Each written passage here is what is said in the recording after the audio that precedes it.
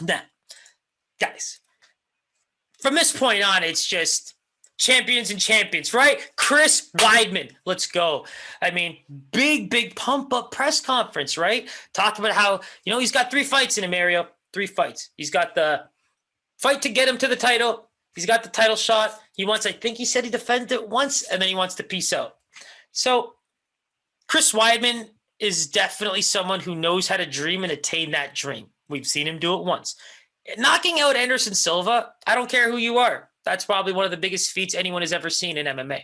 So for me, let the man speak his shit. I think he's earned that opportunity. Now, I actually looked at the lines a little bit quicker here because I thought that they would be close. And, hold and behold, here we go. Chris Weidman has a plus 15 dog opening line, now sitting at a minus 130 with Uriah Hall as a minus 135 opening, now sitting at plus 110, plus 110. Guys, if this closes as an even, fight, just enjoy the fight.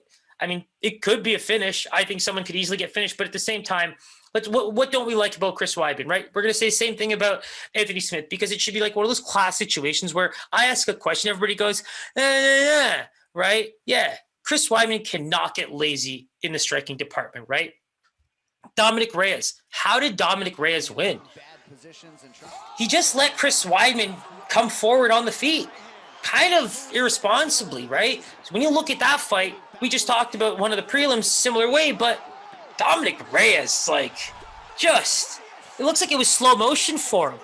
Look at his face when he lands that punch. Honestly, that's a guy who just saw this big bullseye open up in his eyesight and just went bing and landed that finishing blow.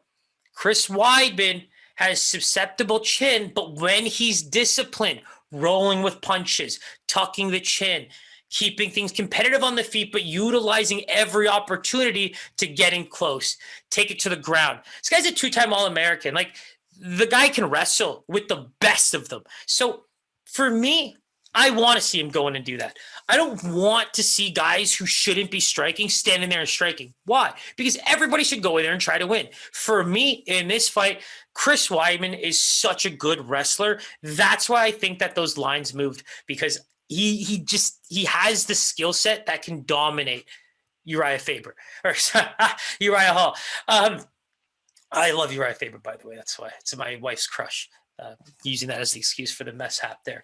But Uriah Hall has done very well against other strikers, right? We saw him, the Anderson Silva fight's one of those ones that in my mind, it's still a legend and I understand everything you accomplished, but at the same time, slight asterisks, right? Post everything. We're talking, pops and championship belts, all that stuff. After all of that, canceled bout with Souza, canceled bout with Romero, gets the Silva fight, comes away with the 4th-round knockout. I'm happy he pulled off the knockout because if it went to a decision, I think that makes it actually look worse on Hall than it does on Chris Weidman. Fun fact, this is a beautiful matchup of this Long Island, New York Central type of guy because if you looked at their media day scrum, Uriah Hall kind of made a comment about how the guys were kind of meatheads when he went over to Long Island, how he doesn't really like people out there and how it's really not a part of New York. And well, Chris Weidman got a whiff of that. And guess what? You got Mr. Long Island pretty upset about it. So Uriah Hall, you've definitely angered the beast here. So the cool thing about Uriah Hall, the one fight I did want to touch on a little bit was the Antonio Carlos Jr. fight. Because when you think about maybe not the wrestler that Chris Weidman is definitely a jiu-jitsu practitioner that, that's a feather in his cap, right? He pretty much had his back, or, Antonio Carlos Jr. had Uriah Hall's back for pretty much that entire 3rd round. And Uriah Hall just did what he had to do to kind of last out that fight. It was a close split decision win. And prior to that, Paulo Costa, Gegard Mousasi, Derek Brunson losses. I mean, wow. Those are top level MMA fighters across the board, in my opinion. Robert Whittaker and then Rafael Natal back in the day. And then our boy Kelvin Gastelum, split decision on the Ultimate Fighter finale with John Howard in between, another split loss. So, he eats a lot of those split losses, but I mean, the only guys to ever finish him are the Paulo Costa, Gegard Mousasi, and Derek Brunsons of the world. So, I mean, for me, those are elite level fighters. I think that Gegard Mousasi is one of those guys that, I wish he was in the UFC only because he would have been able to kind of avenge that, 1-1 split.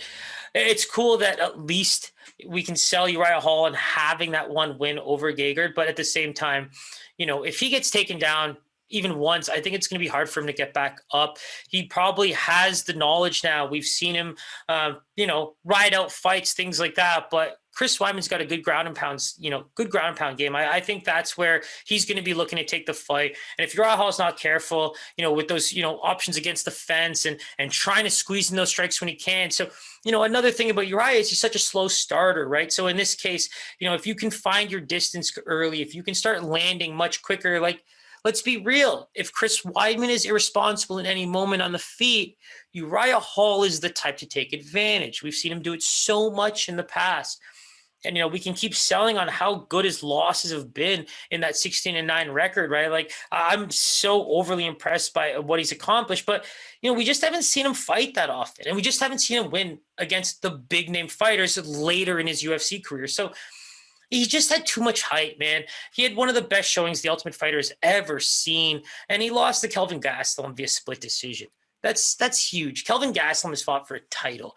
Kelvin Gastelum is potentially, a perennial top 5, top 4 middleweight based on who he's fighting, how he's fighting them, right? So I think that when you're looking at Uriah Hall, I think that that's just one of those things where you gotta,